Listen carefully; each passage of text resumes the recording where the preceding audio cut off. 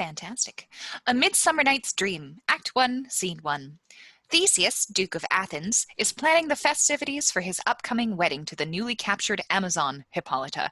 Aegeus arrives with his daughter Hermia and her two suitors, Lysander, the man she wants to marry, and Demetrius, the man her father wants her to marry. Aegeus demands that Theseus enforce Athenian law upon Hermia and to execute her if she refuses to marry Demetrius. Theseus threatens Hermia with either lifelong chastity or death if she continues to disobey her father. Lysander and Hermia make plans to flee Athens. They reveal their plans to Helena, Hermia's friend, who is in love with Demetrius. To win Demetrius's favor, Helena decides to tell him about Lysander and Hermia's planned elopement.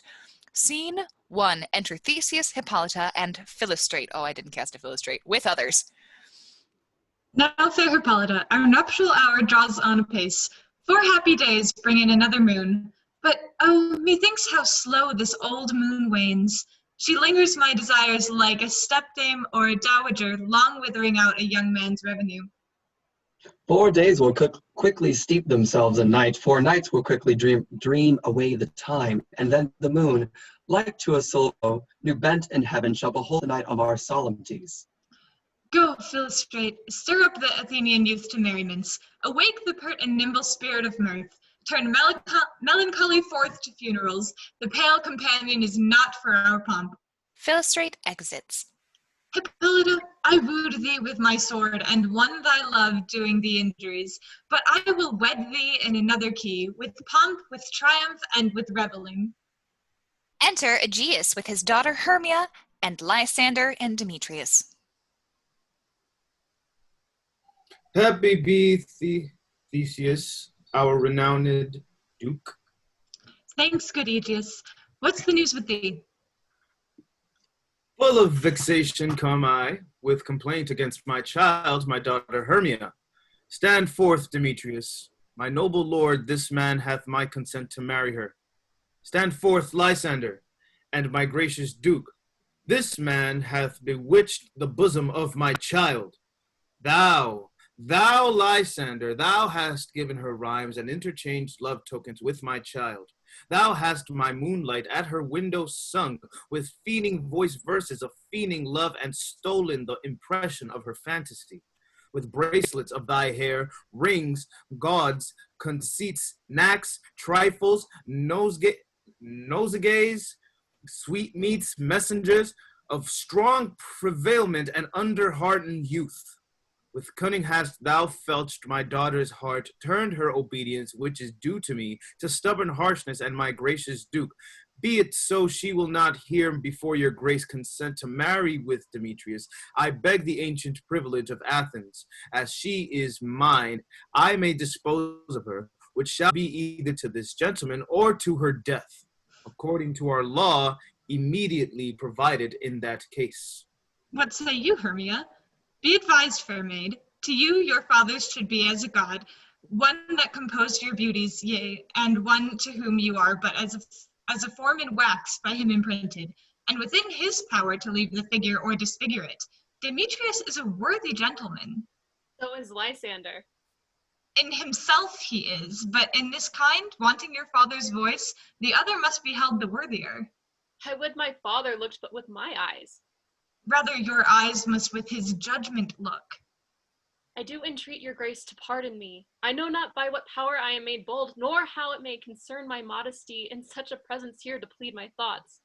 But I beseech your grace that I may know the worst that may befall me in this case if I refuse to wed Demetrius. Either to die the death or to abjure forever the society of men. Therefore, fair Hermia, question your desires. Know of your youth, examine well your blood, whether if you yield not to your father's choice, you can endure the livery of a nun.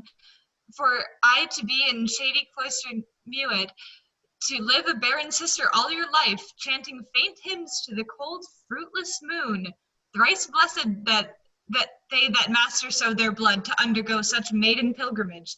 But earthlier happy is the rose distilled, that which, withering on the virgin thorn, grows, lives, and dies in single blessedness. So will I grow, so live, so die, my lord, ere I will yield my virgin patent up unto his lordship, whose unwished yoke my soul consents not to give sovereignty.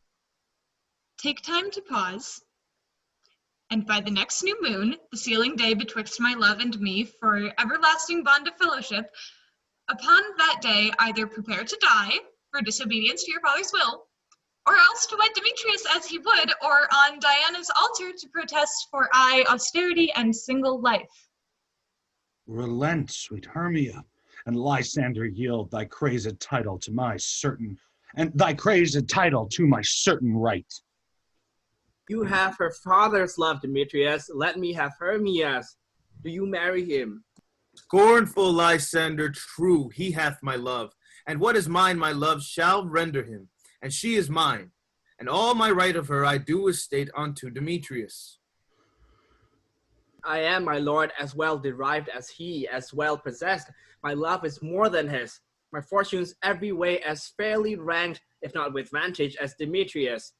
And which is more than all these boasts can be, I am beloved of beauteous Hermia. Why not I then persecute my right? Demetrius, I'll avaunt it to his head, made love to Netter's daughter Helena, and won her soul. And she, sweet lady, devoutly dotes in idolatry upon this spotted and inconstant man. I must confess that I have heard so much, and with Demetrius thought to have spoke thereof, but being overfull of self-affairs, my mind did lose it. But Demetrius, come, Aegeus, you shall go with me. I have some private schooling for you both. For you, fair Hermia, look you arm yourself to fit your fancies to your father's will, or else the law of Athens yields you up, which by no means we may extenuate, to death or to a vow of single life. Come, my Hippolyta. What cheer, my love? Demetrius and Aegeus go along. I must employ you in some business against our nuptial, and confer with you of something nearly that concerns yourselves. With duty and desire we follow you. All but Hermia and Lysander exit. How now, my love? Why is your cheek so pale? How chance the roses there do fade so fast? Belike for want of rain, which I could well beteem them from the tempest of my eyes. Ay me, for aught that I could ever read, could ever hear by tale or history, the course of true love never did run smooth, but either it was different in blood, Oh cross, too high to be enthralled too low. or else misgrafted in respect of years, Oh spite, too old to be engaged too young. or else it stood upon the choice of friends, Oh hell, to choose love by another's eyes. or if there were a sympathy in choice, war, death, or sickness that lay siege to it, making it momentary as a sound, swift as a shadow, short as any dream, brief as the lightning in the colic night, that in a spleen unfolds both heaven and earth, and ere men have power to say, behold, the jaws of darkness do devour it up. So quick bright things come to confusion. If then true lovers have been ever crossed, it stands as an edict in destiny. Then let us teach our trial patience, because it is a customary cross, as due to love as thoughts and dreams and sighs, wishes and tears, poor fancy's followers. A good persuasion. Therefore hear me, Amir. I have a widow aunt, a dowager of great revenue, and she hath no child. From Athens is her house remote 7 leagues, and she respects me as her only son. There, gentle Amir, may I marry thee, and to that place the sharp Athenian law cannot pursue us. If thou lovest me, then steal forth thy father's house tomorrow night, and in the wood a league without the town, where I did meet thee once with Helena to observe a morn of May, there will I stay for thee. My good Lysander, I swear to thee by Cupid's strongest bow, by his best arrow with the golden head, by the simplicity of Venus' doves, by that which knitteth souls and prosperous loves, and by that fire which burned the Carthage queen when the false Trojan under sail was seen, by all the vows that ever men have broke, in number more than ever women spoke, in that same place thou hast appointed me. Tomorrow truly will I meet with thee. Keep promise, love. Look, here comes Helena. Enter Helena. Godspeed, fair Helena. Whither away? Call you me fair? That fair again unsay. Demetrius loves your fair. Oh, happy fair. Your eyes are lodestars, and your tongue's sweet air more tunable than lark to shepherd's ear. When wheat is green, when hawthorn buds appear, sickness is catching. Oh, or favor so. Yours would I catch, fair Hermia, ere I go. My ears should catch your voice, my eye, your eye. My tongue should catch your tongue's sweet melody. Were the world mine, Demetrius being baited, the rest I'd give to you untranslated. Oh, teach me how you look, and with what art you sway the motion of Demetrius' heart. I frown upon him, yet he loves me still. Oh, that your frowns would teach my smiles such skill. I give him curses, yet he gives me love. Oh, that my prayers could such affection move. The more I hate, the more he follows me. The more I love, the more he hateth me. His folly, Helena, is no fault of mine. None but your beauty, would that fault were mine. Take comfort, he no more shall see my face. Lysander and myself will fly this place. Before the time I did Lysander see, seemed Athens as a paradise to me. Oh, then what graces in my love do dwell, that he hath turned a heaven unto a hell. Helen, do you our minds we will unfold. Tomorrow night, when Phoebe doth behold her silver visage in the watery glass, decking with liquid pearl the bladed grass, a time that lovers' flight doth still conceal, through Athens' gates have we devised to steal. And in the wood where often you and I upon faint primrose beds were wont to lie, emptying our bosoms of their counsel sweet, there my Lysander and myself shall meet, and thence from Athens turn away our eyes to seek new friends and stranger companies. Farewell, sweet playfellow. Pray thou for us, and good luck grant thee thy Demetrius. Keep word, Lysander, we must starve our sight from lovers' food till morrow deep midnight. I will, my Hermia. Hermia exits. Helena, adieu. As you on him, Demetrius doth on you. Lysander exits. How happy some or other some can be. Some through Athens I am thought as fair as she, but what of that? Demetrius thinks not so. He will not know what all but he do know. And as he errs, doting on Hermia's eyes, so I, admiring on his qualities, think things base and vile, holding no quantity, love can transpose from form and dignity. Love looks not with the eyes, but with the mind, and therefore is winged Cupid painted blind. Nor hath love's mind any judgment taste. Wings and no eyes, figure unheedy haste. And therefore is love said to be a child, because in choice he is so oft beguiled. As waggish boys in game themselves forswear, so the boy love is perjured everywhere. For ere Demetrius look on Hermia's eyne, he hailed down oaths that he was only mine. And when this hail some heat from Hermia felt, so he dissolved, and showers of oaths did melt. I will go tell him of fair Hermia's flight. Then to the wood will he tomorrow night pursue her. And for this intelligence, if I have thanks, it is a dear expense. But herein mean I to enrich mine pain, to have his sight thither and back again. She exits. Act 1, Scene 2. Six Athenian tradesmen decide to put on a play called Pyramus and Thisbe for Theseus and Hippolyta's wedding. Pyramus will be played by Bottom, the weaver, and Thisbe will be played by Francis Flute, the bellows mender. The men are given their parts to study, and they agree to meet for a rehearsal in the woods outside Athens. Scene 2. Enter Quince the carpenter, and Snug the joiner, and Bottom the weaver, and Flute the bellows mender, and Snout the tinker, and Starveling the tailor. Is all our company here? Oh, sorry. You were best to call them generally, man by man, according to the script. Here is the scroll of every man's name which is thought fit through all Athens to play in our interlude before the Duke and the Duchess on his wedding day at night. First, good Peter Quince, say what the play treats on, then read the names of the actors, and so grow to a point. Mary, our play is The Most Lamentable Comedy and Most Cruel Death of Pyramus and Thisbe. A very good piece of work, I assure you, and a merry. Now, good Peter Quince, call forth your actors by the scroll. Masters, spread yourselves. Answer as I call you, Nick Bottom, the weaver. Ready! Name what part I am for, and proceed. You, Nick Bottom, are set down for Pyramus. What is Pyramus? A lover or a tyrant? A lover that kills himself most gallant for love. That will ask some tears in the true performing of it.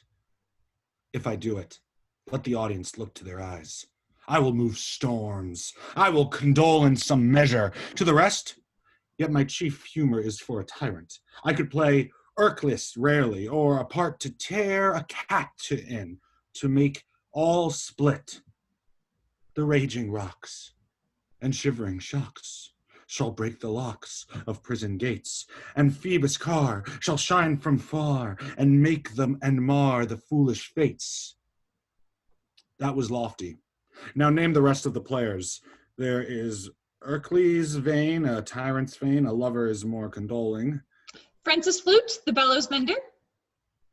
Here, Peter Quince. Flute, you must take Thisbe on you. What is this be? A wandering knight? It is the lady that Pyramus must love. Nay, Faith, let not me play a woman. I have beard coming. That's all one. You shall play it in a mask, and you may speak as small as you will. And I may hide my face. Let me play Thisbe too. I'll speak in a monstrous little voice. Thisbe, Thisbe, ah, Pyramus, my lover dear, thy Thisbe dear, and lady dear. No, you must play Pyramus, and Flute, you Thisbe. Well, proceed. Robert Starveling, the tailor. Here, Peter Quince. Robert Starveling, you must play Thisbe's mother. Tom Snout, the tanker. Here, Peter Quince. You, Pyramus's father. Myself, Thisbe's father. Snug the joiner, you the lion's part, and I hope here is a play fitted. Have you the lion's part written? Pray you, if it be, give it me, for I am slow of study. You may do it extempore, for it is nothing but roaring. Let me play the lion too. I will roar that I will do any man's heart good to hear me. I will roar that I will make the Duke say, let him roar again, let him roar again. And you should do it too terribly. You would fright the Duchess and the ladies that they would shriek, and that were enough to hang us all. That would hang us, every every mother's son. son. I grant you, friends, if you should fright the ladies out of their wits, they would have no more discretion but to hang us. But I will aggravate my voice so that I will roar you as gently as any sucking dove. I will roar you and twir any nightingale. You can play no part but Pyramus. For Pyramus is a sweet-faced man, a proper man as one shall see in a summer's day, most lovely, gentleman-like man.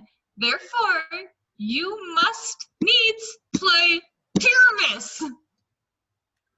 Well, I will undertake it. What beard were I best to play it in? By what you will. I will discharge it in either your straw color beard, your orange tawny beard, your purple ingrain beard, or your French crown color beard, your perfect yellow. Some of your French crowns have no hair at all, and then you will play barefaced. But, masters, here are your parts. Giving out the parts. And I am to entreat you, request you, and desire you to con them by tomorrow night, and meet me in the palace wood, a mile without the town, by moonlight. There we will rehearse, for if we meet in the city, we shall be dogged with company, and our devices known.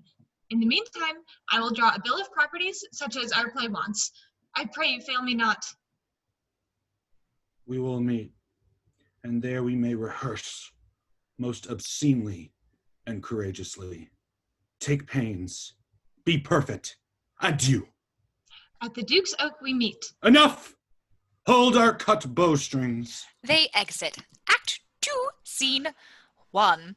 Oberon and Titania, king and queen of the fairies, quarrel over possession of a young Indian boy. Oberon offers Robin Goodfellow a hobgoblin or Puck to obtain a special flower that makes people fall in love with the next creature they see.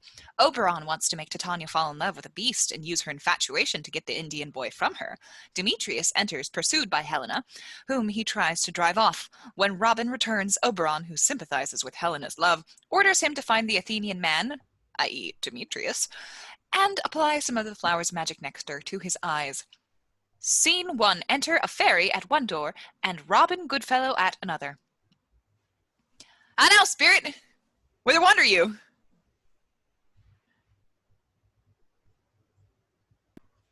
Over hill, over dale, thorough bush, thorough brier, over park, over pale, thorough flood, thorough fire. I do wander everywhere, swifter than the moon's spear, and I serve the fairy queen to do her orbs upon the green. The cowslips tall her pensioners be, and in their gold coat spots you see. Those be rubies, fairies' favors, and those freckles live their sabers. I must go seek some dewdrops here, and hang a pearl in every cowslip's ear. Farewell, thou lobe of spirits, I'll be gone. Our queen and all her elves come here anon.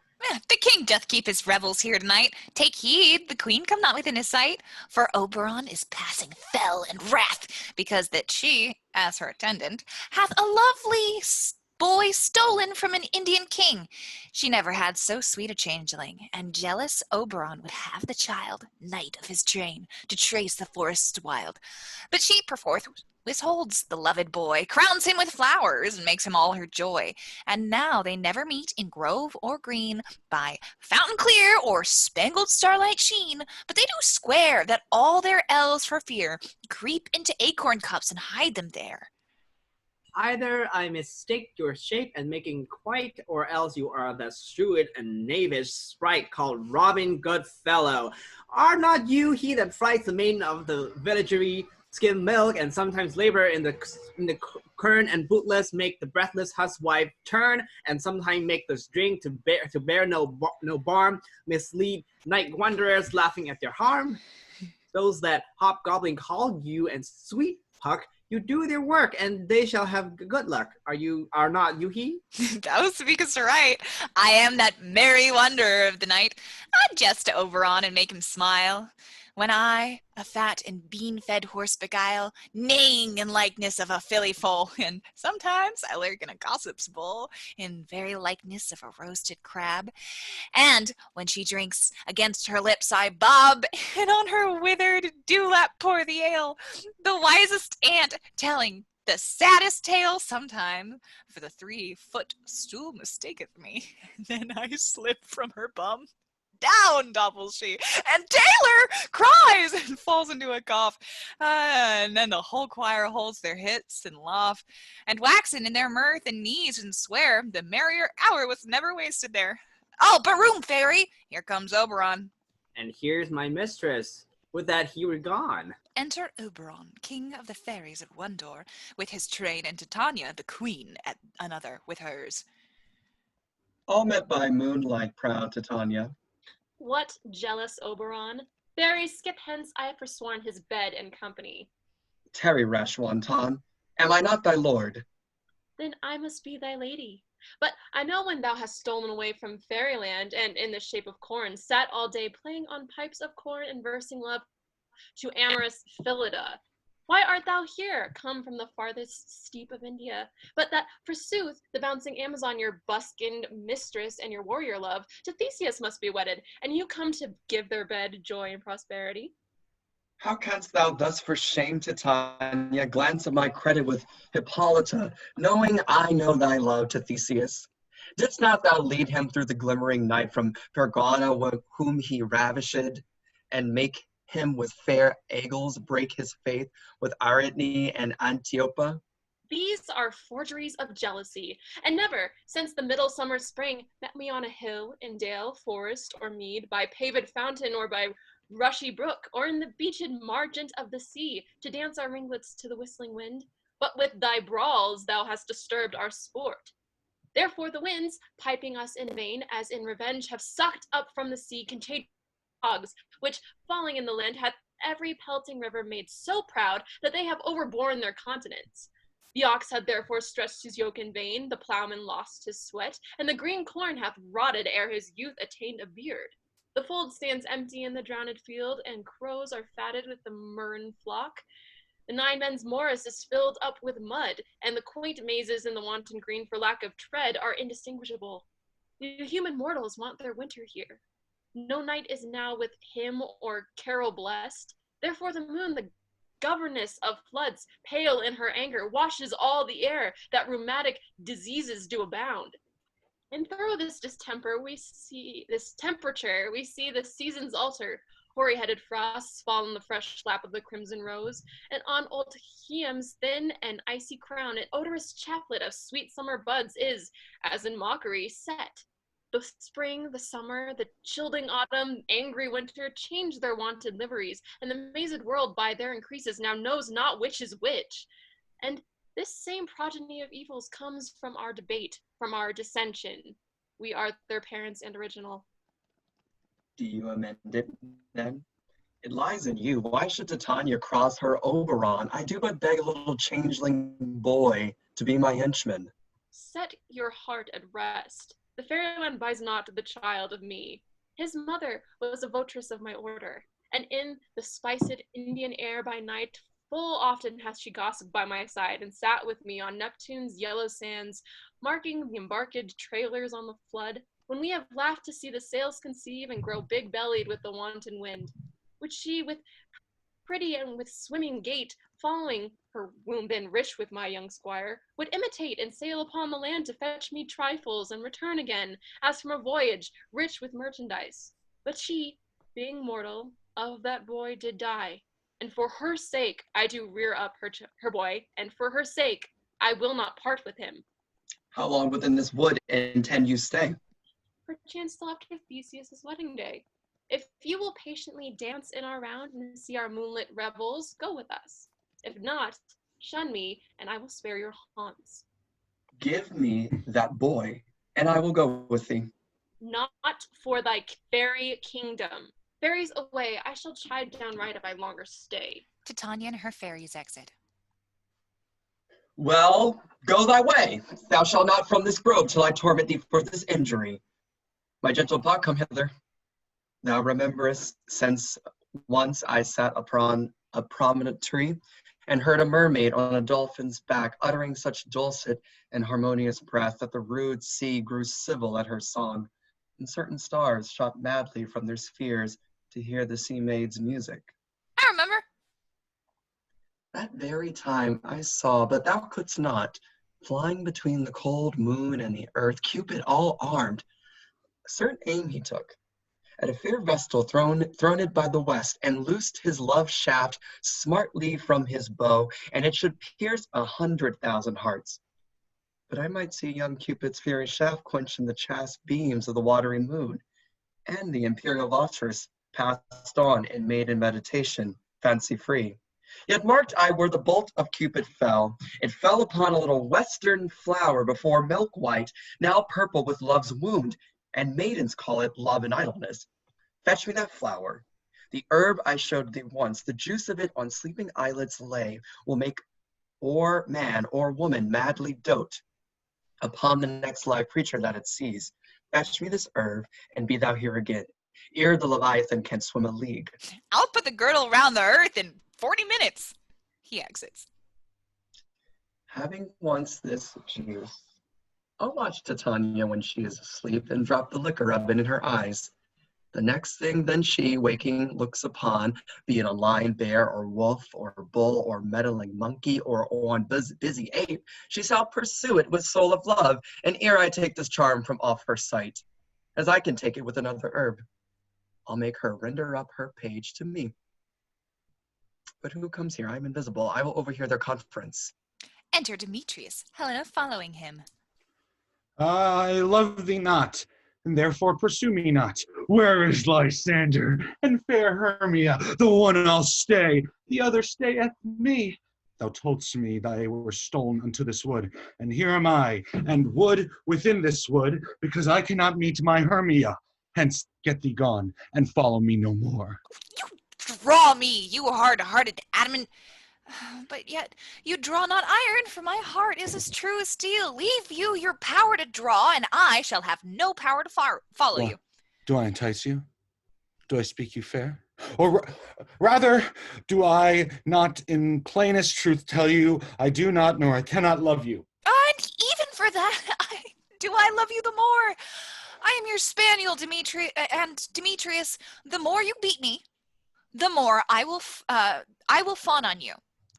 Use me, but as your spaniel. Spurn me, strike me, neglect me, lose me. Only give me leave, unworthy as I am, to follow you. The worser place can I beg in your love, and yet a place of high respect with me, than to be used as you use your dog. Tempt not too much the hatred of my spirit, for I am sick when I do look on thee. And I am sick when I look not on you. You do impeach your modesty too much to leave the city and commit yourself into the hands of one that loves you not, to trust the opportunity of night and the ill counsel of a desert place with the rich worth of your virginity. Your virtue is my privilege. For that, it is not night when I do see your face. Therefore, I think I am not in the night.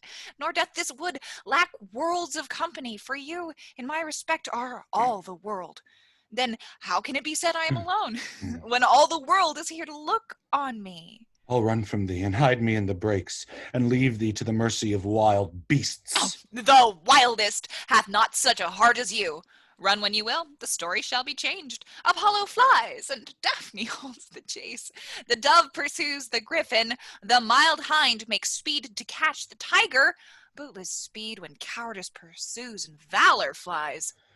I will not stay thy questions. Let me go! Or if thou follow me, do not believe, but I shall do thee mischief in the wood. I, in the temple, in the town, the field, you do me mischief? Fie, Demetrius! Your wrongs do set a scandal on my sex. We cannot fight for love, as men do. We should be wooed, and we're not made to woo. Demetrius exits. I will follow thee and make a heaven of hell, to die upon the hand I love so well. Helena exits. Fare thee well, nymph. Ere he do leave this grove, thou shalt fly him, and he shall seek thy love. Enter Robin. Hast thou the flower there? Welcome, wanderer. Aye, there it is. I pray thee, give it me. Robin gives him the flower. I know a bank where the wild thyme blows, where oxlips and the nodding violet grows, quite over canopied with luscious woodbine, with sweet musk rose, and with eglantine. There sleeps Titania sometime of the night, lulled in these flowers with dances and delight, and there the snake throws her enameled skin. Weed wide enough to wrap a fairy in, and with the juice of this I'll streak her eyes and make her full of hateful fantasies. Take thou some of it and seek through this grove. He gives Robin part of the flower. A sweet Athenian lady is in love with a disdainful youth. Anoint his eyes, but do it when the next thing he espies may be the lady. Thou shalt know the man by the Athenian garments he hath on. Affect with some care, that he may prove more fond on her than she upon her love. And look thou meet me ere the first cock crow. Fear not, my lord, your servant shall do so. They exit. Act 2, Scene 2. Oberon anoints Titania's eyes as she sleeps. A weary Lysander and Hermia enter and fall asleep nearby. Robin, thinking he has found the Athenian man, anoints the eyes of the sleeping Lysander and exits. Demetrius and Helena arrive, and he leaves her behind. Lysander awakes, sees Helena, and immediately falls in love with her. She mistakes his courtship for mockery and tries to elude him. After they exit, the abandoned Hermia wakes from a nightmare and goes in search of her beloved Lysander. Scene 2. Enter Titania, queen of the fairies, with her train. Come now a roundel and a fairy song. Then for the third part of a minute, hence. Some to kill cangers in the musk rose buds, some war with Reremis for their leathern wings to make my small elven coats, and some keep back the clamorous owl that nightly hoots and wanders at our quaint spirits. Sing me now to sleep, then to your offices and let me rest. She lies down. The fairies sing. You spot the snakes with double tongue, thorny hedgehog be not seen, newts and blind worms do no wrong. Come down near our fairy queen. Llama with melody, singing our sweet lullaby. La la la la lullaby, la la la la lullaby. Never harm, no spell, no charm. Come our lovely lady Nigh, so good lullaby. Weaving spiders come not here, hence you long legged spinners hands. Billows flag approach not near, worm nor snail do no offense. Fill I'm in love with melody, singing our sweet lullaby. La la la la la lullaby, la la la la la lullaby. Never harm, no spell, no charm. Come here, lovely lady Nigh, so good night with lullaby. Titania sleeps. Hence away now, all is well. One aloof stands sentinel. The fairies exit. Enter Oberon, who anoints Titania's eyelids with the nectar. What thou seest when thou dost awake, do it for thy true love take. Love and languish for his sake, be it ounce, or cat, or bear, pard, or boar with bristled hair. In thy eye thou shalt peer when thou wakes, it is thy dear. Wake when some vile thing is near. He exits. Enter Lysander and Hermia. Fair love, you faint with wandering in the wood, and to speak truth, I forgot our way. We'll rest here, Hermia, if you think it good, and tarry for the comfort of day. Be it so, Lysander. Find you out of bed, for I upon this bank will rest my head. One turf shall serve as pillow for us both, one heart, one bed, two bosoms, and one troth. Nay, good Lysander, for my sake, my dear, lie further off yet. Do not lie so near. Oh, take the sense, sweet, of my innocence. Love takes the meaning in love's conference. I mean that my heart unto yours is knit, so that but one heart we can make of it. Two bosoms interchained with an oath, so then two bosoms and a single troth. Then by your side no bedroom me deny, for lying so, Hermia, I do not lie. Lysander riddles very prettily. Now, much bestrew my manners and my pride, if Hermia meant to say Lysander lied. But, gentle friend, for love and courtesy, lie further off in human modesty. Such separation as may well be said becomes a virtuous bachelor and a maid. So far be distant, and good night, sweet friend. Thy loves ne'er alter till thy sweet life end. Amen, amen to the fair prayer say I, and then end life when I end loyalty. Here is my bed. Sleep give thee all his rest. With half that wish, the wisher's eyes be pressed. They sleep. Enter Robin. Through the forest I have gone, but Athenian found I none, on whose eyes I might approve this flower's force in stirring love. He sees Lysander. Night and silence, who is here? Weeds of Athens, he doth wear. This is he, my master said, despised the Athenian maid. And here, the maiden, sleeping sound on the dank and dirty ground. Pretty soul. She durst not lie near this lack love, this kill courtesy.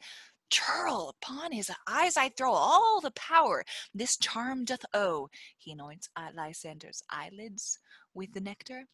When thou wakest, let love forbid. Let sleep his seat on thy eyelid. So awake when I am gone. For I must now to Oberon. He exits. Enter Demetrius and Helena, running. Stay! Thou killest me, sweet Demetrius. I charge thee, hence, and do not haunt me thus. Oh, wilt thou, darkling, leave me? Do not so. Stay on thy peril. I alone will go. Demetrius exits. Oh, I am out of breath in this fond chase. The more my prayer, the lesser is my grace. Happy is Hermia, wheresoever she lies, for she hath blessed and attractive eyes. How came her eyes so bright? Not with salt tears. If so, my eyes are oftener washed than hers.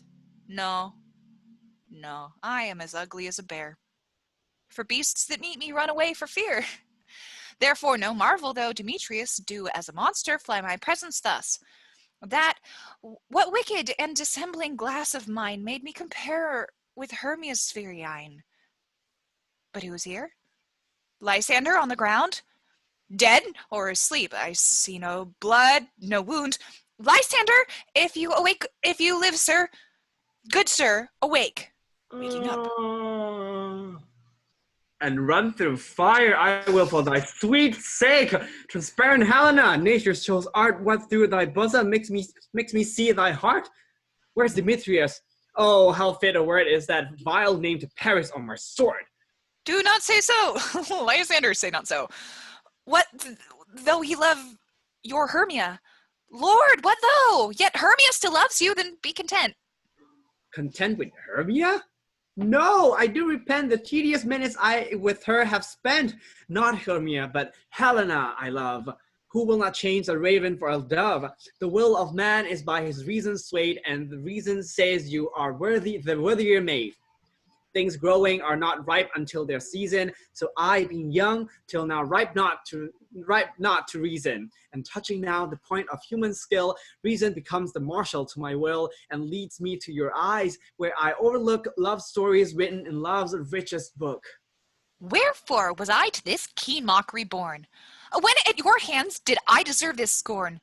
Is not enough, young man, that I did never, no, nor never can deserve a sweet look from Demetrius's eye. But you must flout my insufficiency? Good troth, you do me wrong, good sooth you do, in such disdainful manner me to woo. But fare you well. Perforce I must confess, I thought you lord of more true gentleness. Oh, that a lady of one man refused should of another therefore be abused. She exits. She sees not Hermia. Hermia, slip thou there, and never mayst thou come Lysander near. For as the surfeit of the sweetest things, the deepest loathing to the stomach brings, or as the heresies that men do leave are hated most of those they deceive, so thou, my surfeit and my heresy, of all be hated, but the most of me.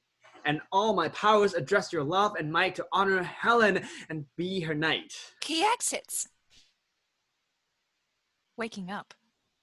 Help me, Lysander, help me! Do thy best to pluck this crawling serpent from my breast. Oh, me for pity, what a dream was here. Lysander, look how I do quake with fear. Methought a serpent ate my heart away, and you sat smiling at his cruel prey. Lysander? What? Removed? Lysander! Lord! What, out of hearing? Gone? No sound, no word? Alack, where are you? Speak, and if you hear, speak of all loves, I swoon almost with fear. No? Then I well perceive you are not nigh. Either death or you I'll find immediately. She exits. Act 3, Scene 1. The tradesmen meet in the woods to rehearse. Robin Goodfellow happens upon them and transforms Bottom's head into that of an ass. Abandoned by his terrified friends, Bottom sings. His singing awakens Titania, who, under the influence of the flower's magic, falls in love with him. She takes him away to sleep in her bower. Scene 1. With Titania still asleep on stage, enter the clowns! Bottom, Quince, Snout, Starveling, Snug, and Flute. Are we all met? That's bet. Here's a marvel's convenient place for our rehearsal. This green plot shall be our stage, this hawthorn brake our tiring house, and we will do it in actions as we will do it before the Duke. Peter Quince. What sayest thou, Bully Bottom? There are things in this comedy of Pyramus and Thisbe that will never please. First, Pyramus must draw a sword to kill himself, which the ladies cannot abide. How answer you that? Bar Lake in a parlous fear?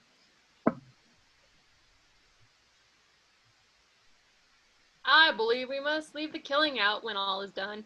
Not a whit. I have a device to make all well.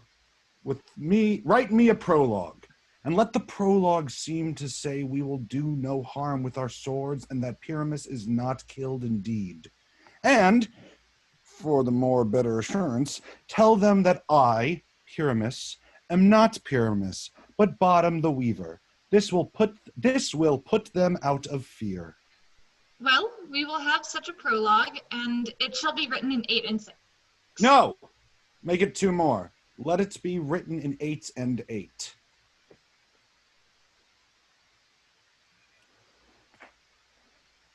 Sorry. Will not the ladies be a fear to the lion? I fear it, I promise you. Masters! You ought to consider with yourself. To bring in, God shield us, a lion among ladies is a most dreadful thing, for there is not a more fearful wild fowl than your lion living, and we ought to look to it. Therefore, another prologue must tell he is not a lion. Nay, you must name his name, and half his face must be seen through the lion's neck, and he must speak through, saying thus, or to the named effect, ladies, or fair ladies, I would wish you, or I would request you, or I would entreat you not to fear, not to tremble, my life for yours. If you think I come hither as a lion, it were pity of my life. No, I am no such thing. I am a man as other men are. And there indeed, let him name his name and tell them plainly he is Snug the Joiner. Well, it shall be so, but there is two hard things. That is, to bring the moonlight into a chamber, for you know Pyramus and Thisbe met by moonlight. Doth the moon shine that night we play our play? A calendar. Look in the almanac. Find out moonshine. Quince takes out Find a out book. moonshine. Yes, it doth shine that night. Why, then, may you leave a casement of the great chamber window, where we play open, and the moon may shine in at the casement. Aye, or else one must come in with a bush of thorns and a lantern and say he comes to disfigure or to present the person of moonshine. Then there is another thing. We must have a wall in the great chamber, for Pyramus and Thisbe, says the story, did talk through the chink of the wall. You can never bring in a wall. What say you, Bottom? Some man or other must present wall, and let him have some plaster, or some loam, or some rough cast about him to signify wall. Or let him hold his fingers thus, and through that cranny shall Pyramus and Thisbe whisper. If that may be, then all is well. Come, sit down, every mother's son, and rehearse your parts. Pyramus, you begin. When you have spoken your speech, enter into that break, and show everyone according to his cue. Enter Robin, invisible, to those on stage. What hempen homespuns have we swaggering here, so near the cradle of the fairy queen? What play toward? I'll be an auditor, an actor too, perhaps, if I see cause. Speak, Pyramus. Thisbe, stand forth. Thisbe, the flowers of Odious, savors sweet.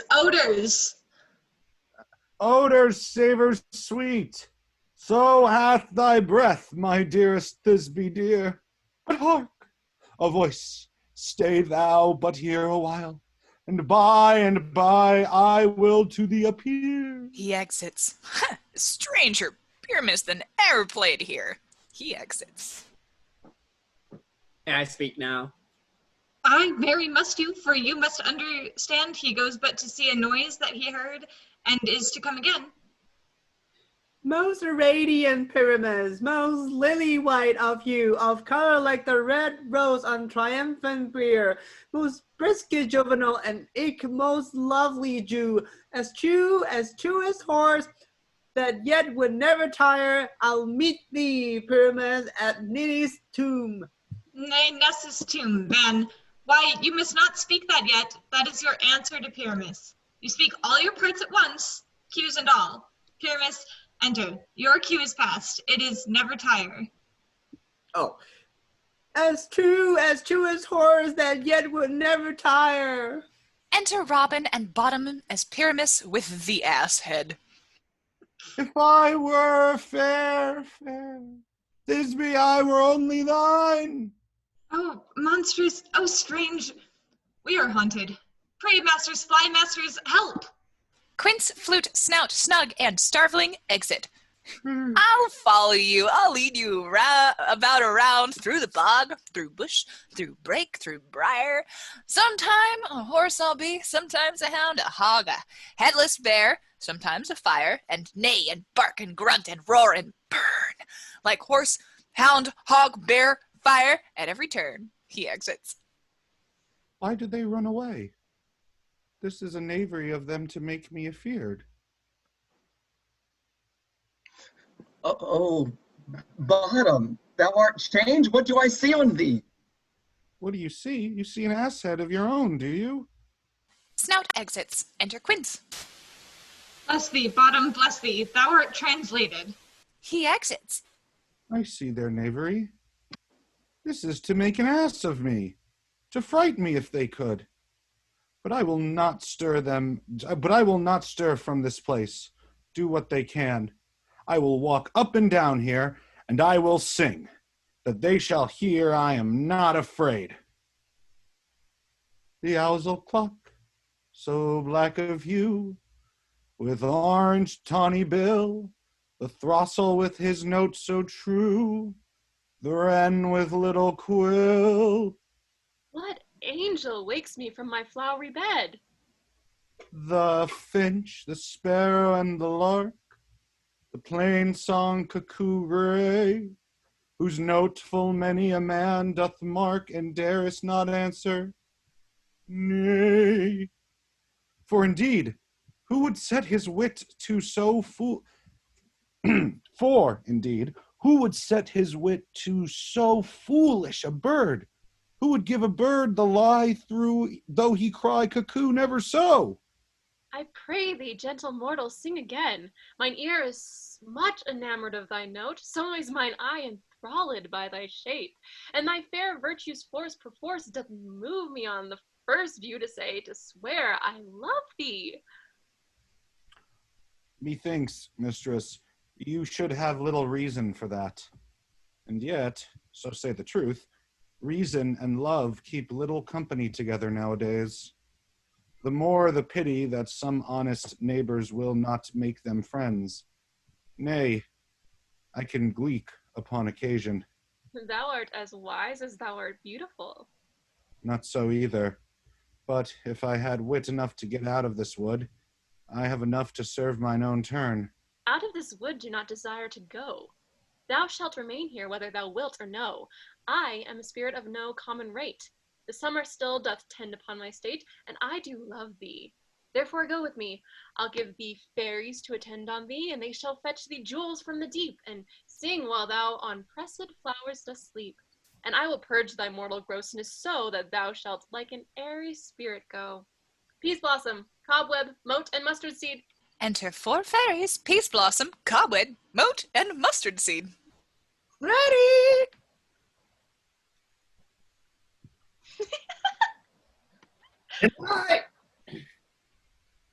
And I. Die. Where shall we go? Where shall we go? Be kind and courteous to this gentleman. Hop in his walks and gambol in his eyes. Feed him with apricots and dewberries, with purple grapes, green figs, and mulberries. The honey bags steal from the humble bees, and for night tapers grow their waxen thighs, and light them at the fiery glowworm's eyes, to have my love to bed and to arise. And pluck the wings from painted butterflies, to fan the moonbeams from his sleeping eyes. Nod to him, elves, and do him courtesies. Hail, mortal! Hail! I cry your worship's mercy heartily. I beseech your worship's name. Cobweb. I shall desire you of more acquaintance, good Master Cobweb. If I cut my finger, I shall make bold with you. Your name, honest gentleman. Peas blossom! I pray you, commend me to Mistress Squash, your mother, and to Master Peascod, your father. Good Master Peasbottom, I shall desire you of more acquaintance too. Your name, I beseech you, sir. Mustard seed. Good Master Mustard Seed. I know your patience well.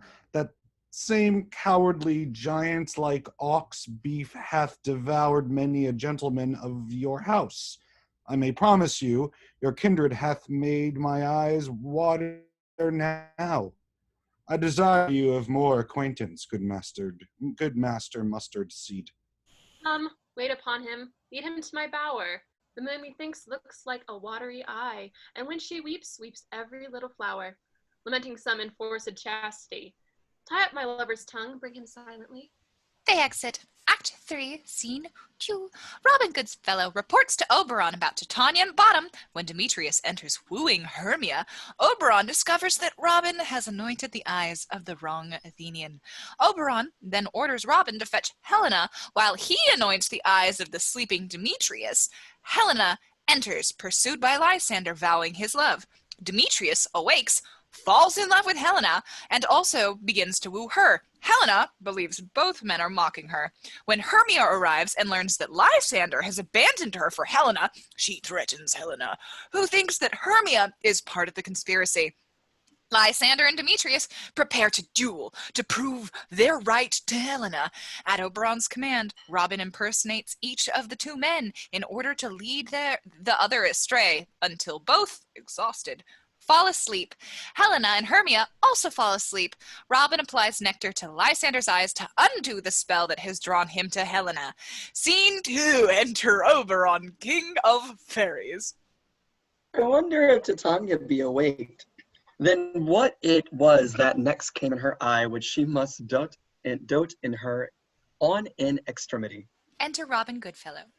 Here comes my messenger. How now, mad spirit? What night rule know now about this haunted grove? My mistress, with a monster, is in love. Near to her close and consecrated bower, while she was in her dull and sleeping hour, a crew of patches, rude mechanicals that work for bread upon Athenian stalls, were met together to rehearse a play intended for great Theseus' nuptial day.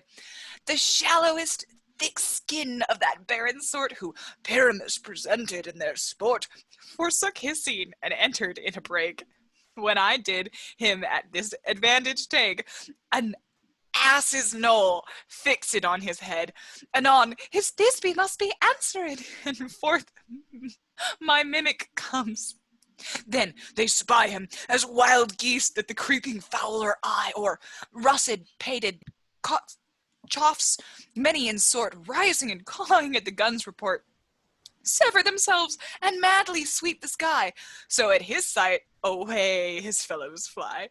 And at our stamp, here o'er and o'er one falls, he murder cries, and help from Athens calls. Thus, since their sense thus weak, lost with their fears thus strong, made senseless things begin to do them wrong. For briars and thorns is their apparel snatch, some sleeves, some hats.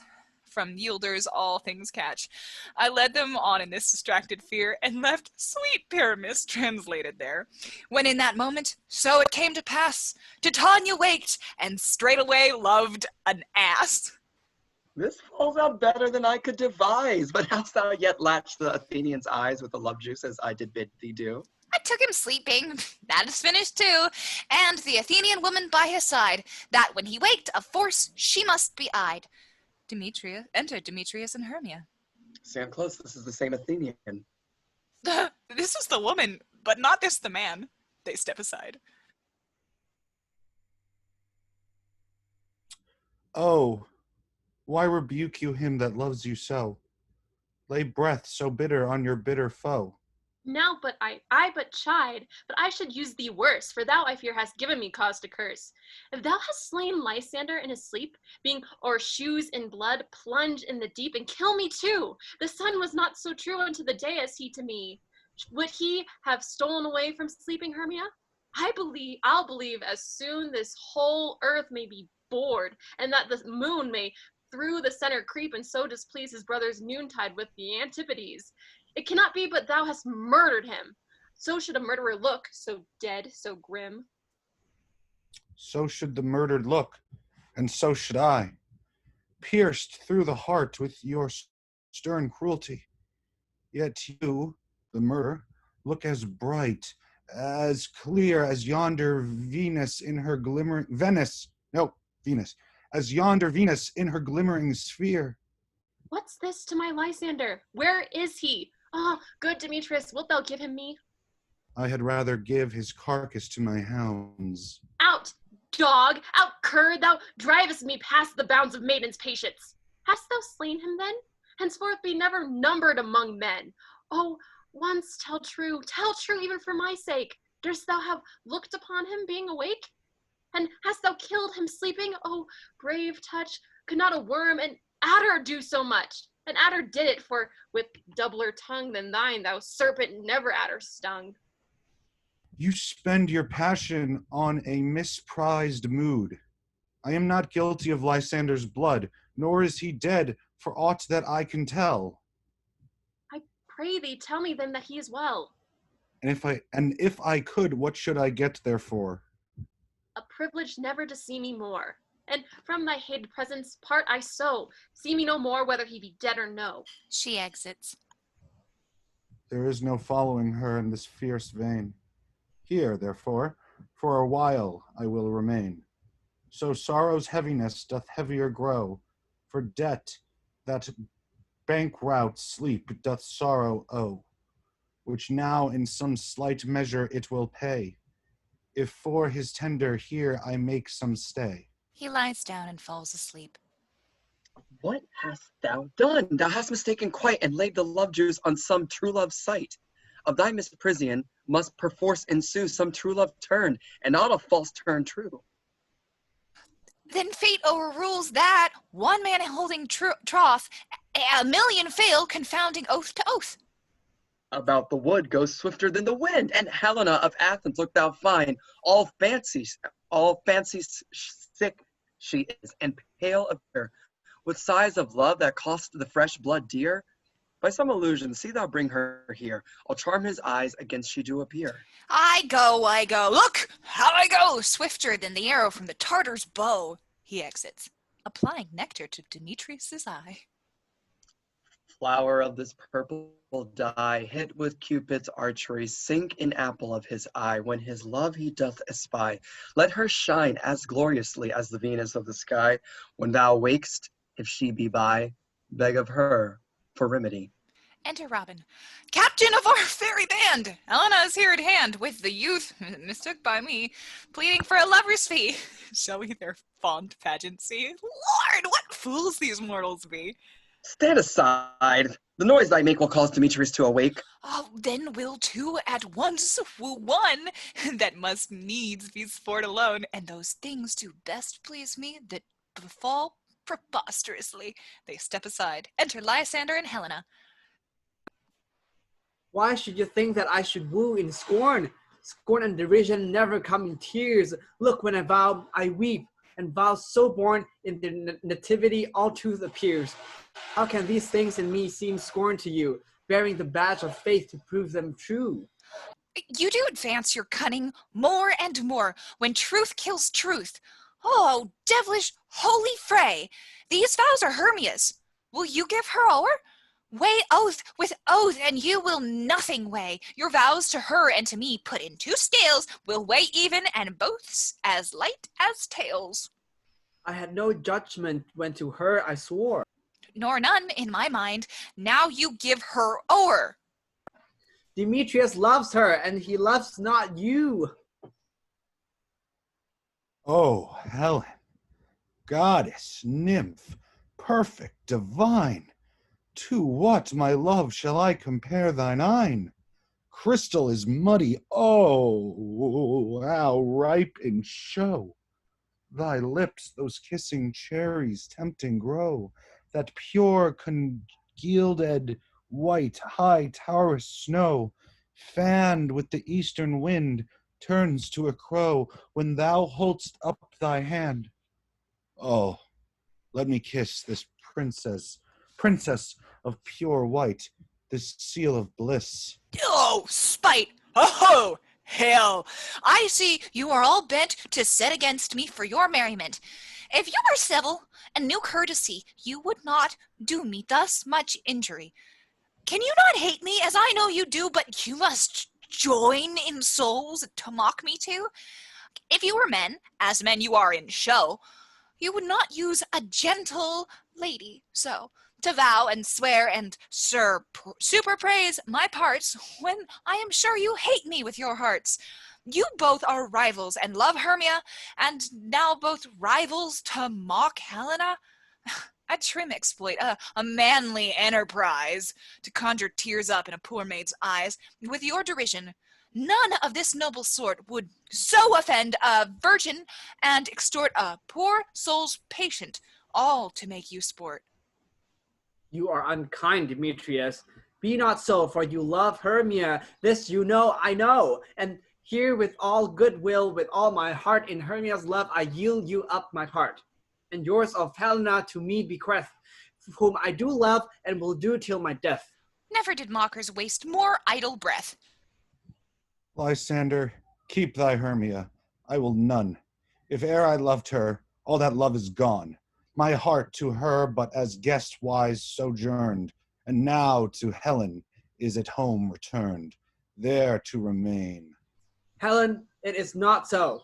Disparage not the faith thou dost not know, lest to thy peril thou abide it dear. Look where thy love comes, yonder is thy dear. Enter Hermia. Dark night that from the eye his function takes, the ear more apprehension makes. Wherein it doth impair the seeing sense, it pays the hearing double recompense. Thou art not by mine eye, Lysander, found, mine ear, I thank it, brought me to thy sound. But why unkindly didst thou leave me so? Why should he stay whom love doth press to go? What love could press Lysander from my side? Lysander's love that would not let him bide, fair Helena, who more engilds the night than all yon fiery O's and eyes of light. Why seekest thou me? Could not this make thee know the hate I bear thee made me leave thee so? You speak not as you think, it cannot be. Oh, she's one of this confederacy. Now I perceive they have conjoined all three to fashion this false sport in spite of me. Injurious Hermia, most ungrateful maid, have you conspired, have you with these contrived to bait me with this foul derision? Is all the counsel that we two have shared, the sisters' vows, the hours that we have spent, when we have chid the hasty-footed time for parting us? Oh, is all forgot, all school days friendship, childhood innocence? We, Hermia, like two artificial gods, have with our needles created both one flower, both one on one sampler, sitting on one cushion, both warbling of one song, both in one key, as if our hands, our sides, voices, and minds had been incorporate. So we grew together like a double cherry, seeming parted, but yet an union in partition. Two lovely berries molded on one stem, so with two seeming bodies, one heart, two of the first, like coats in heraldry, due but to one, and crowned with one crest. And will you rend our ancient love asunder to join with men, in scorning your poor friend? This is not friendly. 'Tis not maidenly. Our sex, as well as I, may chide you for it, though I alone do feel the injury. I am amazed at your words. I scorn you not. It seems that you scorn me. Have you not said, Lysander, as in scorn, to follow me and praise my eyes and face, and made your other love, Demetrius, who even but now did spurn me with his foot, to call me goddess, nymph, divine and rare, precious, celestial? Wherefore speaks he this to her he hates, and wherefore doth Lysander deny your love so rich within his soul, and tender me, forsooth, affection, but by your setting on, by your consent? What, though I be not in so grace as you, so hung upon with love, so fortunate, but miserable most, to love unloved, this you should pity, rather than despise. I understand not what you mean by this. I do. Preserver, counterfeit, sad looks, make mouths upon me when I turn my back, wink at each other, hold the sweet jest up. This sport, well carried, shall be chronicled. If you have any pity, grace, or manners, you would not make such an argument, but fare you well. 'Tis partly my own fault, which death or absence soon shall remedy. Stay, gentle Helena, hear my excuse, my love, my life, my soul, fair Helena. We lost Jacob. I'm going to pause and try and find Jacob. That's my rule. Ah, yes!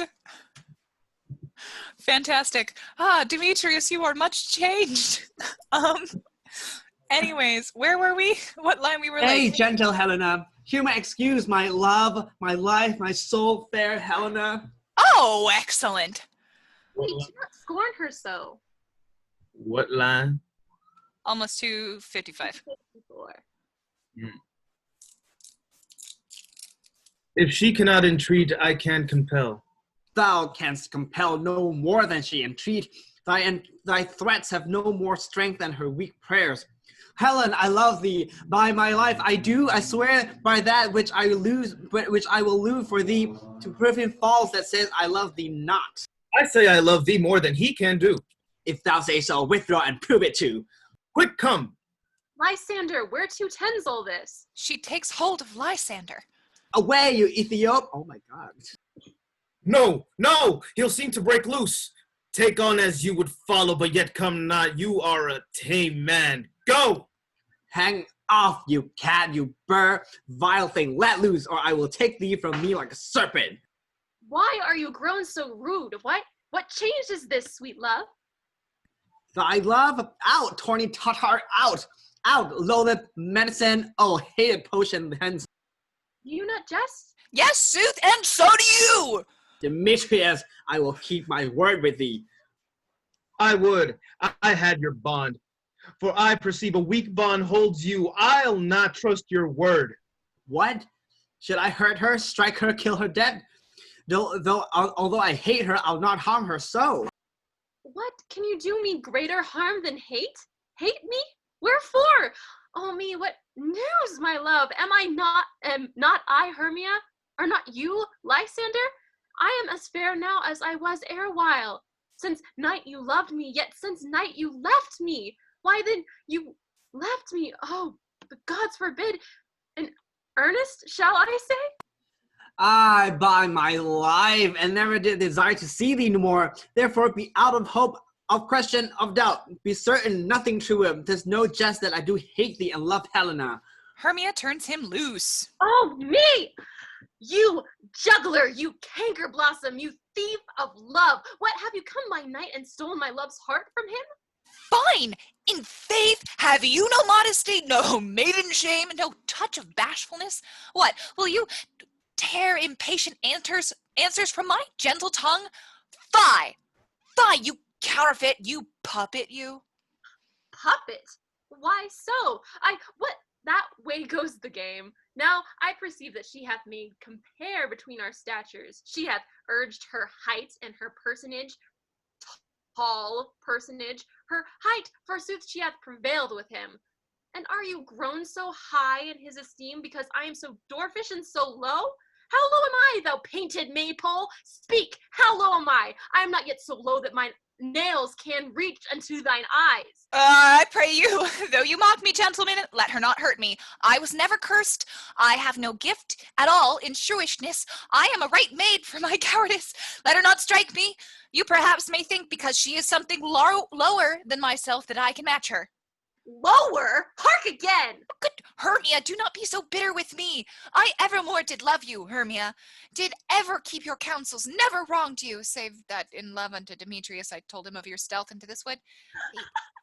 He followed you for love, I followed him, but he hath chid me hence and threatened me to strike me, spurn me, nay, to kill me too. And now you will let me quiet go to Athens. I will bear my folly back and follow you no further. Let me go. You see how simple and how fond I am. Why get you gone? Who is it that hinders you? A foolish heart that I leave here behind. What, with Lysander? With Demetrius. Be not afraid, she shall not harm thee, Helena. No, sir, she shall not, though you take her part. Oh, when she is angry, she is keen and shrewd. She was a vixen when we went to school, and though she be but little, she is fierce. Little again? Nothing but low and little? Why will you suffer her to flout me thus? Let me come to her. Get you gone, you dwarf, you minimus of hindering not grass made, you beat, you ighorn. You are too officious. In her behalf that scorns your services, let her alone. Speak not of Helena, take not her part, for if thou dost intend never so little show of love to her, thou shalt abide it. Now she holds me not. Now follow, if thou darest, to try whose right of thine or mine is most in Helena. Follow! Nay, I'll go with thee, cheek by Jove. Demetrius and Lysander exit.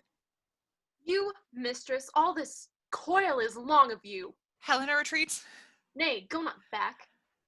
I will not trust you. I nor longer stay in your cursed company. Your hands than mine are quicker for a fray. My legs are longer, though, to run away. She exits. I am amazed and know not what to say. She exits.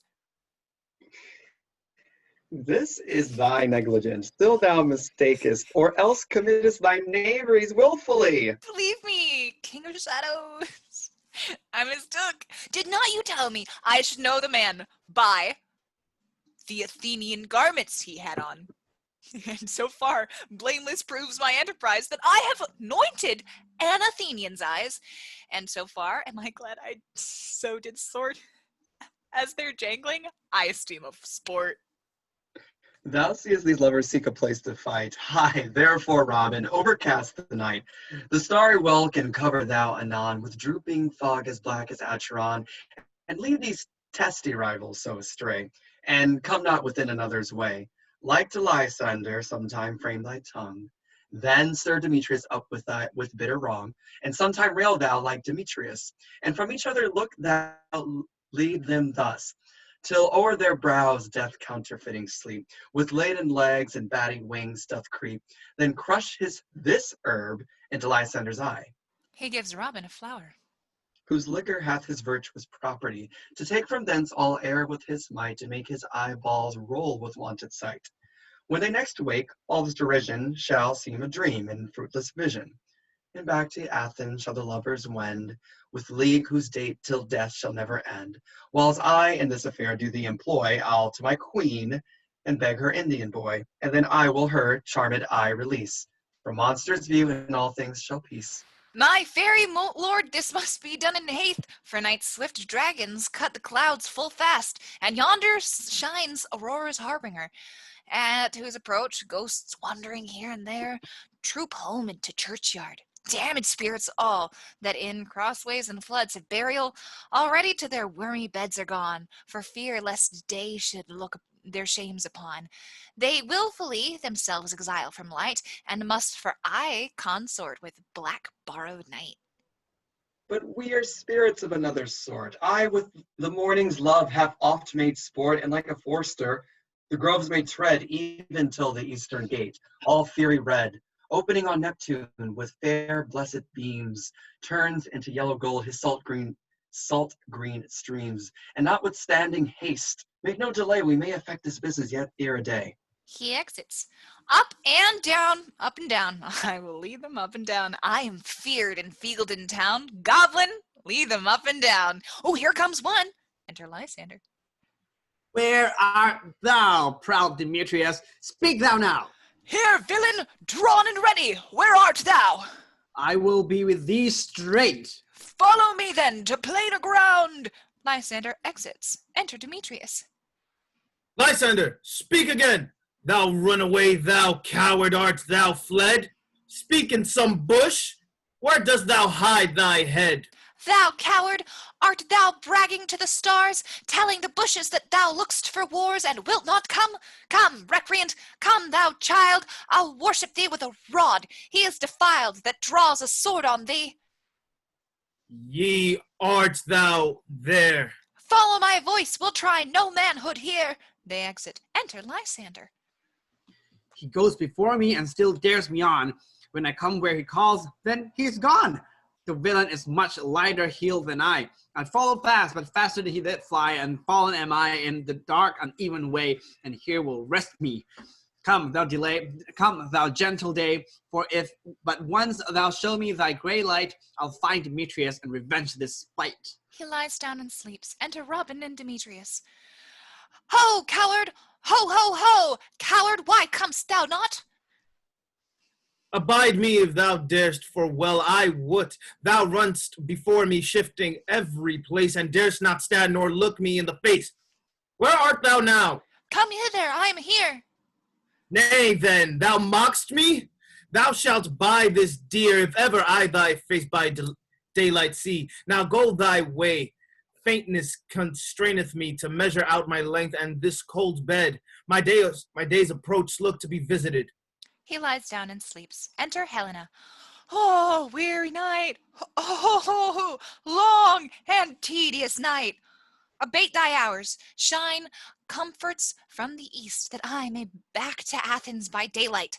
From these that my poor company detest, and sleep that sometimes shut up sorrow's eye, steal me a while from mine own company.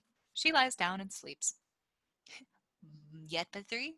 Come one more. Two of both kinds make up for. Here she comes, cursed and sad. Cupid is a knavish lad, thus to make poor females mad. Enter Hermia. Never so weary, never so in woe, bedabbled with the dew and torn with briars. I can no further crawl, no further go.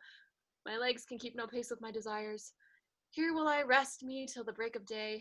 Heavens shield Lysander if they mean no fray. She lies down and sleeps. On the ground, sleep sound, I'll apply to your eye, gentle lover, remedy. Robin applies the nectar to Lysander's eyes. When thou wakest, thou takest true delight in the sight of thy former lady's eye, and the country proverbs known, that every man should take his own, in your waking shall be shown. Jack shall have Jill, not shall go ill. The man will have his mare again, and shall all be well. He exits. Act 4, Scene 1. Titania, oh goodness, and her attendant's pampered bottom, who falls asleep with her. Oberon, watching, tells Robin that Titania has given him the Indian boy, and thus they can now remove the spell from Titania and Bottom. Reunited, Titania and Oberon use music to charm Bottom and the four lovers into a deep sleep and then exit. Theseus and Hippolyta, accompanied by Aegeus and others, have come to the woods to celebrate May Day. They discover the four lovers asleep and wake them. Lysander, who now loves Hermia again, and Demetrius, who loves Helena. When Lysander reveals how he and Hermia fled Athens, Aegeus begs Theseus to punish him. But when Demetrius announces that he now loves Helena, Theseus overrides Aegeus and decrees that Lysander will marry Hermia and Demetrius Helena, when Theseus himself weds Hippolyta. As the lovers depart for Athens, Bottom wakes and attempts to recall his night's experience, which seems to him now a dream. Scene 1. With the four lovers still asleep on stage, enter Titania, Queen of Fairies, and Bottom, the fairies, and Oberon, the king, behind them, unseen by those on stage. Come, sit thee down upon this flowery bed, while I thy amiable cheeks do coy, and stick musk roses in thy sleek, smooth head, and kiss thy fair large ears, my gentle joy.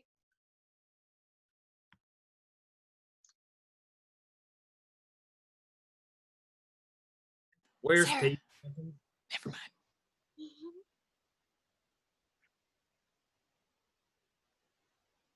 I said, where's Peace Blossom? Ready? Scratch my head, Peace Blossom. Where's Monsieur Cobweb? Ready! Monsieur Cobweb. Good Monsieur Cobweb, get you your weapons in your hand and kill me a red-hipped humble. Be on top of a thistle, and good Monsieur, bring me the honey bag. Do not fret yourself too much in the action. Monsieur and good Monsieur have a care the honey bag break. Not I would be loath to have you overflown with a honey bag, Signor. Cobweb exits. Where's Monsieur Mustard Seed? Ready. Give me your niece, Monsieur Mustard Seed. Pray you, leave your courtesy, good Monsieur. What's your will? Nothing good, Monsieur, but to help cavalry cobweb to scratch, I must to the barber's, Monsieur, for methinks I am marvels hairy about the face, and I am such a tender ass, if my hair do but tickle me, I must scratch.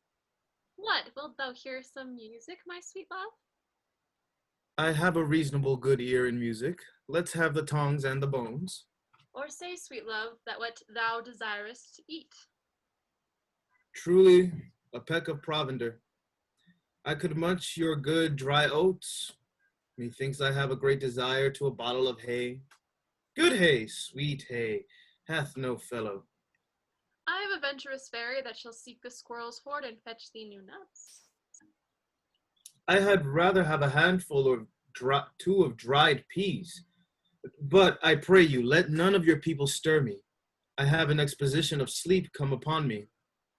Sleep thou, and I will wind thee in my arms. Fairies be gone, and be always away. Fairies exit. So doth the woodbine the sweet honeysuckle gently entwist. The female ivy so unrings the barky fingers of the elm. Oh, how I love thee, how I dote on thee. Bottom and Titania sleep. Enter Robin Goodfellow. Welcome, good Robin, seest thou this sweet sight? Her dotage now I do begin to pity, for meeting her of late behind the woods, seeking sweet flavors for this hateful fool, I did upbraid her and fall out with her, for she his hairy temples then hath rounded with coronet of fresh and fragrant flowers, and that same dew which sometime on the buds was wont to swell like round and orient pearls, stood now within the pretty florist eyes, like tears that did her own disgrace bewail. When I had at my pleasure taunted her, and she in wild terms begged my patience, I then did ask of her, changeling, child, which straight she gave me, and her fairies sent to bear him to my bower in fairyland. Now I have the boy, I will undo this hateful imperfection of her eyes, and gentle Puck, take this transformed scalp from off the head of this Athenian swain, that he, awaking when the others do, may all to Athens back again repair, and think no more of this night's accidents, but as the fear vexation of a dream. But first I will release the fairy queen. He applies the nectar to her eyes. Be as thou wast wont to be, see as thou wast wont to see. Dian's bud or Cupid's flower hath such force and blessed power. Now, my Titania, wake you, my sweet queen. My Oberon, what visions have I seen? Methought I was enamored of an ass. There lies your love. How came these things to pass? Oh, how mine eyes do loathe his visage now. Silence a while. Robin, take off this head. Titania, music call and strike more dead than common sleep of all these five the sense. Music, oh, music such as charmeth sleep. Removing the ass head from bottom. Now, when thou wakest, with thine own fool's eyes peep. Sound music. Music. Come, my queen, take hands with me and rock the ground wherein these sleepers be. Titania and Oberon dance. Now, thou and I are new in amity, and will tomorrow midnight solemnly dance in Duke's Theseus' house triumphantly, and bless it to all fair prosperity, that shall the pairs, the faithful lovers, be wedded with Theseus all in jollity. Fairy King, tend and mark, I do hear the morning lark. Then my queen in silence sad, trip we after night's shade, we the globe can compass soon, swifter than the wandering moon. Come, my lord, and in our flight, tell me how it came this night that I, sleeping here, was found with these mortals on the ground. Oberon, Robin, and Titania exit. Windhorn, enter Theseus and all his train, Hippolyta, Aegeus. So, one of you find out the forester. For now, our observation is performed, and since we have the voward of the day, my love shall hear the music of my hounds. Uncouple in the western valley, let them go. Dispatch, I say, and find the forester. A servant exits. We will, fairy queen, up to the mountain's top, and mark the musical confusion of hounds and echo in conjunction. I was with Hercules and Cadmus once, when in a wood of Crete they bayed the bear with hounds of Sparta. Never did I hear such gallant chiding, for besides the groves, the skies, the fountains, every region near, seemed all one mutual cry. I never heard so musical a discord, such sweet thunder. My hounds are bred out of the Spartan kind, so fluid, so sanded, and their heads are hung with ears that sweep away the morning dew, crook-kneed and dew-lapped like Thessalian bulls, slow in pursuit, but matched in mouth like bells, each under each. A cry more tunable was never hollowed to, nor cheered with horn, in Crete, in Sparta, nor in Thessaly. Judge when you hear, but soft, what nymphs are these? My lord, this is my daughter here asleep, and this Lysander, this Demetrius is, this Helena, old Netter's Helena. I wonder of their being here together. No doubt they rose up early to observe the rite of May, and hearing our intent, came here in grace of our solemnity. But speak, Aegeus, is not this the day that Hermia should give answer of her choice? It is, my lord. Go, bid the huntsmen wake them with their horns. A servant exits with a shout within. Wind horns, they all start up. Good morrow, friends. Saint Valentine is past. Begin these wood birds but to couple now? Demetrius, Helena, Hermia, and Lysander kneel. Pardon, my lord. I pray you all stand up. They rise. I know you two are rival enemies. How comes this gentle concord in the world, that hatred is so far from jealousy to sleep by hate and fear no enmity? My lord, I shall reply amazedly, half sleep, half waking, but as yet I swear I cannot truly say how I came here, but as I think, for truly would I speak, and now I do bethink me, so it is, I came with Hermia hither. Our intent was to be gone from Athens, where we might, without the peril of the Athenian law. Enough! Enough. My lord, you have enough. I beg the law upon his head. They would have stolen away. They would, Demetrius, thereby to have defeated you and me, you of your wife, and me of my consent, that she should be your wife. My lord, fair Helen told me of her stealth of this their purpose hither to this wood, and I in fury hither followed them, fair Helena in fancy following me. But my good lord, I would not by that power, but by some power it is. My love to Hermia melted as the snow seems to me now, as the remembrance of an idol god which in my childhood I did dot upon, and all the faith, the virtue of my heart, the object and the pleasure of my Nigh, is only Helena. To her, my lord, was I betrothed ere I saw Hermia. But like a sickness did I loathe this food. But as in health come to my natural taste, now I do wish it, love it, long for it, and will forevermore be true to it. Dear lovers, you are fortunately met. Of this discourse we more will hear anon. Aegeus, I will overbear your will, for in the temple by and by with us these couples shall eternally be knit. And for the morning now is something worn, our purposed hunting shall be set aside. Away with us to Athens. 3 and 3 will hold a feast in great solemnity. Come, Hippolyta. Theseus and his train, including Hippolyta and Aegeus, exit. These things seem small and undistinguishable, like far-off mountains, turn it into clouds. Methinks I see these things with parted eye when everything seems double. So methinks, and I have found Demetrius like a jewel mine own, and not mine own. Are you sure that we are awake? It seems to me that yet we sleep, we dream.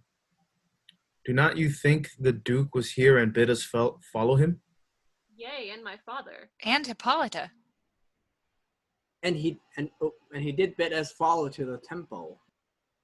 Why, then we are awake. Let's follow him.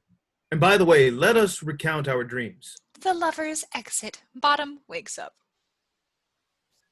When my cue comes, call me and I will answer. My next is, most fair Pyramus.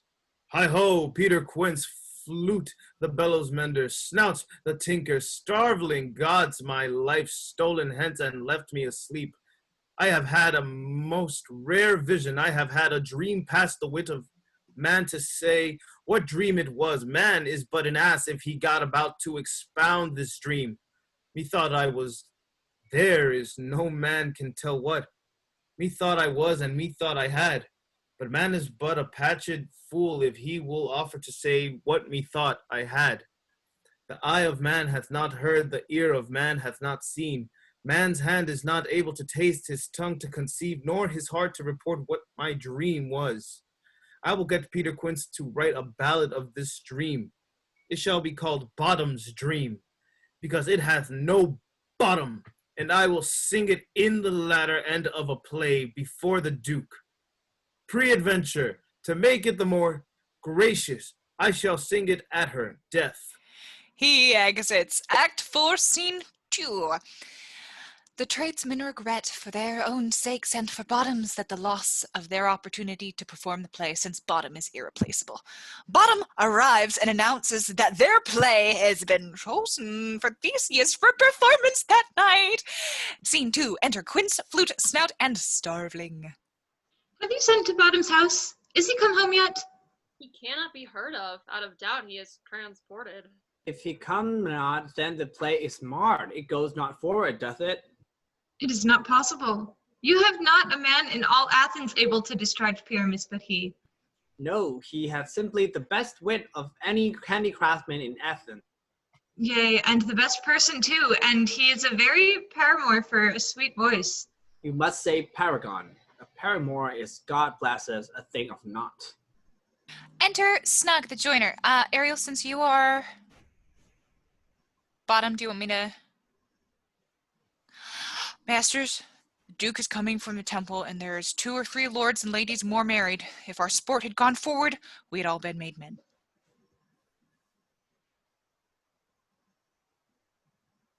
Sorry, wait. Okay. Oh, sweet bully Bottom. Thus hath he lost 6 pence a day during his life. He could not have escaped 6 pence a day. And the Duke had not given him 6 pence a day for playing Pyramus, I'll be hanged.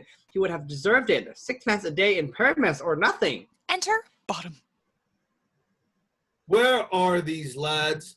Where are these hearts? Bottom! Oh, most courageous day! Oh, most happy hour! Masters, I am to discourse wonders, but ask me not what, for if I tell you, I am not true Athenian. I will tell you everything right as it fell out. Let us hear, sweet Bottom. Not a word of me. All that I will tell you is that the Duke hath dined. Get your apparel together, good strings to your beards, new ribbons to your pumps. Meet presently at the palace. Every man look over his part. For the short and the long is our play is preferred. In any case, let Thesbe have clean linen, and let not him that plays the lion pare his nails, for they shall hang out for the lion's claws. And most dear actors, eat no onions, no, nor garlic, for we are to utter sweet breath, and I do not doubt but to hear them say it is as sweet comedy. No more words. Away! Go away! They exit Act 5, Scene 1. Theseus dismisses as imaginary the lovers' account of their night's experience and then chooses Pyramus and Thisbe for the night's entertainment. The play is so ridiculous and the performance is so bad that the courtly audience find pleasure in mocking them. When the play is over and the newly married couples have retired to bed, the fairies enter, led by Titania and Oberon, to bless the 3 marriages. Robin Goodfellow asks the audience to think of the play as if it were a dream. Scene 1. Enter Theseus, Hippolyta, and Philostrate, lords and attendants. 'Tis strange, my Theseus, that these lovers speak of. More strange than true. I never may believe these antique fables, nor these fairy toys. Lovers and bad men have such seething brains, such shaping fantasies that apprehend more than cool reason ever comprehends. The lunatic, the lover, and the poet are of imagination all compact. One sees more devils than vast hell can hold. That is the madman. The lover, all is frantic, sees Helen's beauty in a brow of Egypt. The poet's eye, in a fine frenzy rolling, doth glance from heaven to earth, from earth to heaven, and as imagination bodies forth the forms of things unknown, the poet's pen turns them to shapes and gives to airy nothing a local habitation and a name. Such tricks hath strong imagination that, if it would but apprehend some joy, it comprehends some bringer of that joy. Or in the night imagining some fear, how easy a bush suppose it a bear. But all the story of the night told over, and all their minds transfigured so together, more witnesseth than fancy images, and grows to something of great constancy, but howsoever strange and admirable. Enter lovers, Lysander, Demetrius, Hermia, and Helena. Here come the lovers full of joy and mirth. Joy, gentle friends, joy and fresh days of love accompany your hearts. More than to us wait in your royal walks, your board, your bed. Come now, what masks, what dances shall we have to wear away this long age of 3 hours between our after supper and bedtime? Where is our usual manager of mirth? What revels are in hand? Is there no play to ease the anguish of a torturing hour? Call Philostrate. Here, mighty Theseus. Say what abridgment have you for this evening? What mask? What music? How shall we beguile the lazy time, if not with some delight? Giving Theseus a paper. There is a brief how many sports are ripe. Make choice of which your highness will see first.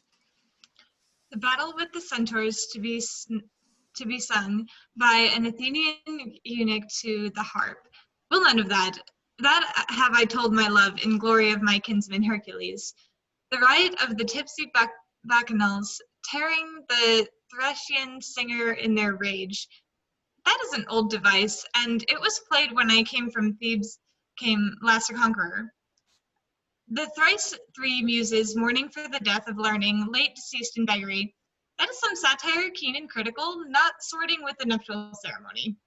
A tedious brief scene of young Pyramus and his love Thisbe, very tragical mirth. Merry and tragical? Tedious and brief? That is hot ice and wondrous strange snow. How shall we find the concord of this discord? A play there is, my lord. Some 10 words long, which is as brief as I have known a play, but by 10 words, my lord, it is too long, which makes it tedious. For in all the play there is not one word apt, one player fitted, and tragical, my noble lord, it is. For Pyramus therein doth kill himself, which, when I saw rehearsed, I must confess, made mine eyes water, but more merry tears the passion of loud laughter never shed. What are they that do play it?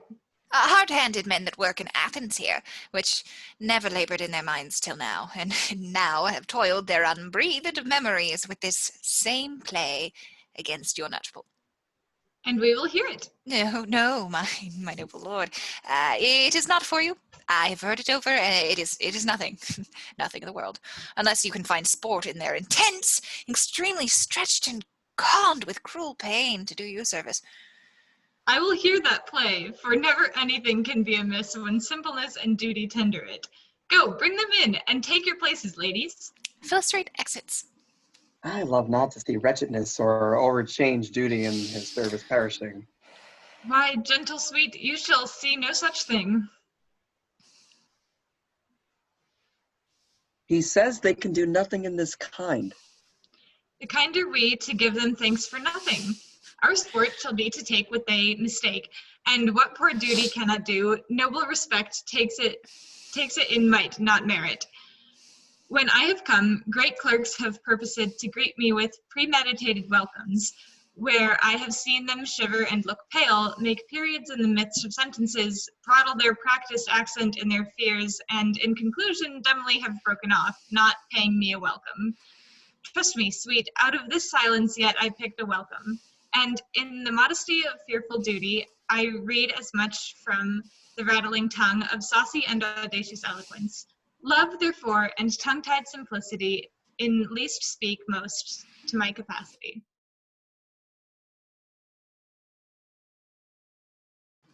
Enter Philostrate. So please your grace, the prologue is addressed. Let him approach. Enter the prologue, who I believe is Quince. Oh, okay. If we offend, it is with our goodwill that you should think we come not to offend, but with goodwill. To show our simple skill, that is the true beginning of our end. Consider then, we come but in despite. We do not come as minding to content you, our true intent is. All for your delight, we are not here. That you should hear, repent you. The actors are at hand, and by their show you shall know all that you are like to know. Prologue exits. This fellow doth not stand upon points. He hath read his prologue like a rough colt. He knows not to stop. A good moral, my lord. It is not enough to speak, but to speak true. Indeed, he hath played on this prologue like a child on a recorder. A sound, but not in government. His speech was like a tangled chain, nothing impaired, but all disordered. Who is next? Enter Pyramus, bottom, Thisbe, flute, and Wall, snout, and Moonshine, starveling, and Lion, snug, and Prologue, quince. Gentles, perchance you wonder at this show, but wonder on, till truth make all things plain. This man is Pyramus, if you would know. This beauteous lady Thisbe is certain. This man with lime and rough cast doth present Wall, that vile Wall which did these lovers sunder. And through Wall's chink, poor souls, they are content to whisper, at which let no man wonder. This man with lantern, dog, and bush of thorn presenteth Moonshine. For if you will know, by moonshine did these lovers think no scorn to meet at Ninus' tomb, their taboo. This grisly beast, which Lion hight by name, the trusty Thisbe coming first by sight, did scare away, or rather did affright. And as she fled, her mantle did she fall, which Lion vile with bloody mouth did stain. Anon comes Pyramus, sweet youth and tall, and finds his trusty Thisbe's mantle slain. Whereat, with bloody blameful blade, he bravely broached his boiling bloody breast, and Thisbe, tarrying in mulberry shade, his dagger drew and died. For all the rest, let Lion, Moonshine, Wall, and lovers twain at large discourse, while here they do remain. I wonder if the Lion be to speak.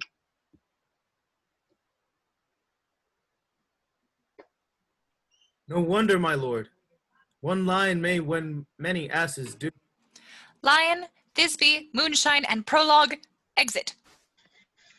In this same interlude, it doth befall that I, one snout, by name present a wall, and such a wall as I would have you think that had it in a cranny, hole, or chink, through which the lovers, Pyramus and Thisbe, did whisper often very secretly. This loam, this rough cast, and this stone doth show that I am that same Wall. The truth is so, and this the cranny is right and sinister, through which the fearful lovers are to whisper. Would you desire Lime and Hair to speak better? It is the wittiest patron partition that ever I heard discourse, my lord. Pyramus draws near the wall. Silence. Oh, grim-looked night! Oh, night with hue so black! Oh, night whichever art when day is not! Oh, night! Oh, night! Alack, alack, alack! I fear my Thisbe's promises forgot, and thou, oh, Wall, oh, sweet, oh, lovely Wall, that standst between her father's ground and mine, thou Wall, oh, sweet and lovely Wall, show me thy chink to blink through that with mine eye. Thanks, courteous Wall, Jove shield thee well for this, but what see I? No Thisbe do I see? Oh, wicked Wall, through whom I see no bliss, cursed be thy stones for thus deceiving me. The Wall, methinks, being sensible, should curse again. No, in truth, sir, he should not. Deceiving me is Thisbe's cue. She is to enter now, and I am to spy her through the wall. You shall see it with fall, Pat, as I told you. Yonder she comes. Enter Thisbe. Oh, Wall, full often hast thou heard my moans for parting my fair Pyramus and me. My cherry lips have often kissed thy stones with lime and hair knit up in thee. I see a voice. Now will I to the chink to spy, and I can hear my Thisbe's face. Thisbe? My love, thou art my love, I think. Think what thou wilt. I am thy lover's grace, and like Limander, I am trusty still. And I, like Helen, till the fates me kill. Not shaftless. We're at 213, Ariel. And I return to my role as bottom. Not Shafala. I don't know how to say that. Not Shaphalus to Procris was so true. As Shaphalus to Procris I to you. Oh, kiss me through the hole of this vile wall. I kiss the wall's hole, not your lips at all. Wilt thou at Ninny's tomb meet me straightway? Take life, take death, I come without delay. Bottom and flute exit. Thus have I, wall, my part discharged so, and being done, thus wall away doth go. He exits. Now is the wall down between the two neighbors. No remedy, my lord, when walls are so willful to hear without warning.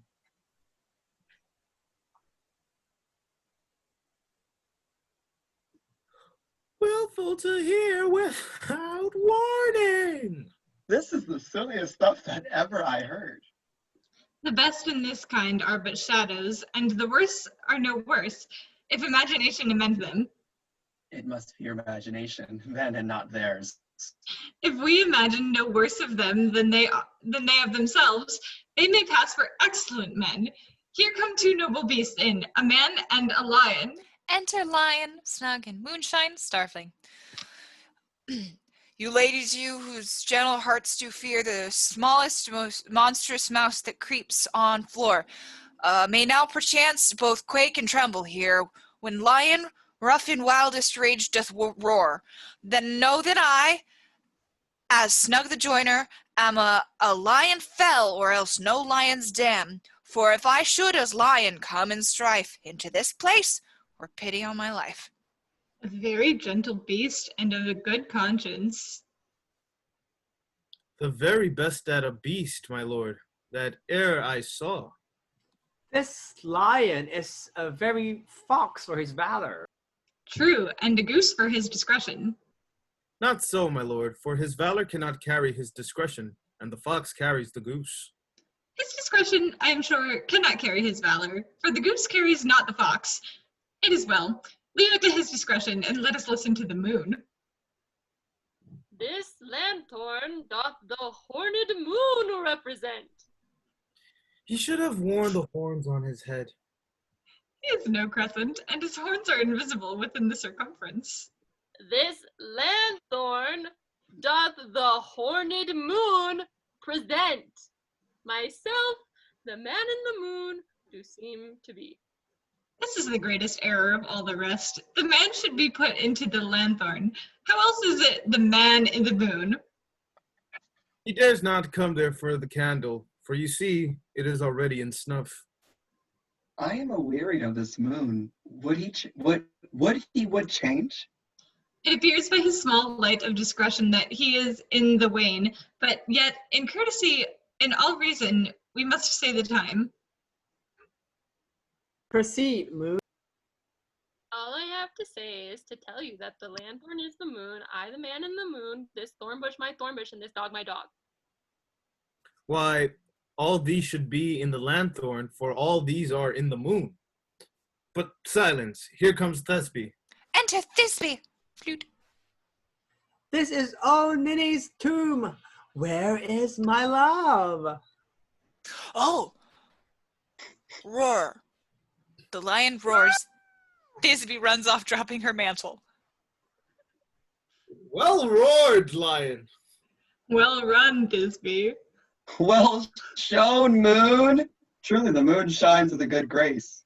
The lion worries the mantle. Well moused, lion. Enter Pyramus. And then came Pyramus. The lion exits. And so the lion vanished. Sweet moon, I thank thee for thy sunny beams. I thank thee, moon, for shining now so bright. For by thy gracious golden glittering gleams, I trust to take of truest Thisbe's sight. But stay, oh spite, but mark, poor knight, what dreadful doll is here? Eyes, do you see? How can it be? O dainty duck, O dear thy mantle good, what stained with blood? Approach, ye furies fell. O fates, come, come, cut thread and thrum, quail, crush, conclude, and quail. This passion and the death of a dear friend would go near to make a man look sad. Beshrew my heart, but I pity the man. Oh, wherefore, nature, didst thou lion's frame, since lion vile hath here deflowered my dear, which is no, which was the fairest dame that lived, that loved, that liked, and looked with cheer?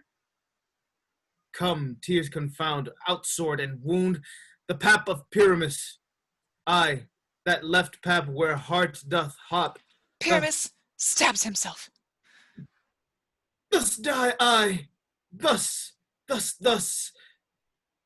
Now am I dead, now am I fled.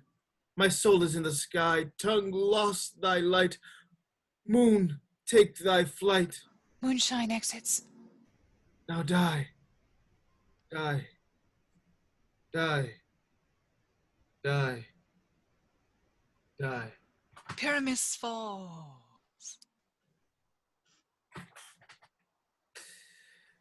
No die, but an ace for him, for he is but one. Less than an ace, man, for he is dead. He's nothing. With the help of a surgeon, he might yet recover and prove an ass. How chance Moonshine is gone before Thisbe comes back and finds her lover? She will find him by starlight. Enter Thisbe.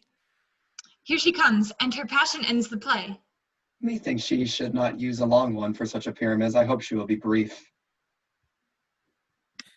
A mote will turn the balance, which Pyramus, which Thisbe is the better. He for a man, God warrant us, she for a woman, God bless us. She had spied him already with those sweet eyes. And thus she means videlicet. Asleep, my love? What? Dead, my love, my dove?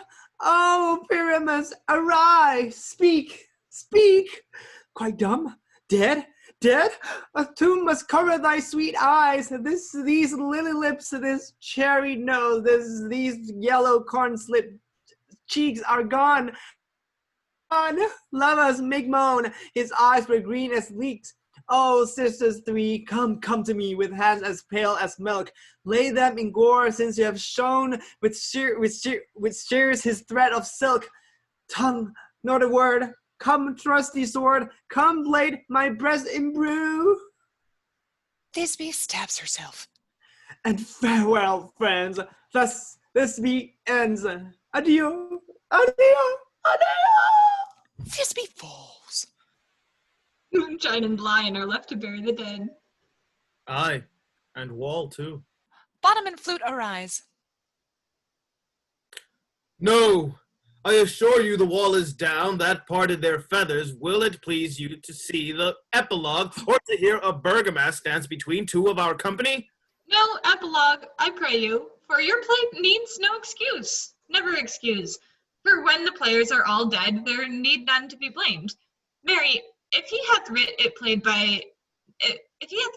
had played Pyramus and hanged himself in Thisbe's garter, it would have been a fine tragedy, and so it is, truly, and very notably discharged. But come, your bergamask, I let your epilogue alone. Dance and the players exit. The iron tongue of midnight hath told 12. Lovers, to bed, 'tis almost fairy time. I fear we shall outsleep the coming morn, as such as we this night have overwatched. This palpable gross play hath well beguiled the heavy gait of night. Sweet friends, to bed. A fortnight hold we this solemnity, and nightly revels and new jollity. They exit. Enter Robin Goodfellow. Now the hungry lion roars, and the wolf behowls the moon, whilst the heavy ploughman snores, all with weary task fordone. Now the wasted brands do glow, whilst the screech owl, screeching loud, puts the wretch that lies in woe in remembrance of a shroud. Now it is time of night, and the graves all gaping wide. Every one lets forth his sprite in the church away paths to glide. And we fairies that do run by the triple Hecate's team From the presence of the sun, following darkness like a dream. Now our frolic. Not a mouse shall disturb this hallowed house. I am sent with broom before to sweep the dust behind the door. Enter Oberon and Titania, king and queen of the fairies, with all their train. Through the house give glimmering light by the dead and drowsy fire. Every elf and fairy sprite hop as light as bird from briar, and this ditty after me, sing and dance it trippingly. First rehearse your song by rote, to each word a warbling note. Hand in hand with fairy grace, we will sing and bless this place. Oberon leads the fairies in song and dance. Now, until the break of day, through this house each fairy stray, to the best bride bed will we, which by us shall blessed be, and the issue there create ever shall be fortunate. So shall all the couples three, ever true and loving be, and the blots of nature's hand shall not in their issue stand, never mole, hair, lip, nor scar, nor mark prodigious such as are, despise it in nativities, shall upon their children be. With this field do consecrate, every fairy take his gate, and each several chamber bless, through this palace with sweet peace, and the owner of it blessed, ever shall it in safety rest. Trip away. Make no stay, meet me all by break of day. All but Robin exit. If we shadows have offended, think but this, and all is mended, that you have but slumbered here, while these visions did appear, and this weak and idle theme, no more yielding but a dream. Gentles, do not reprehend. If you pardon, we will mend. And, as I am an honest buck, if we have unearned luck, now to scape the serpent's tongue, we will make amends ere long. Else the puck a liar call. So good night to you all. Give me your hands if we be friends, and Robin shall restore amends. He exits.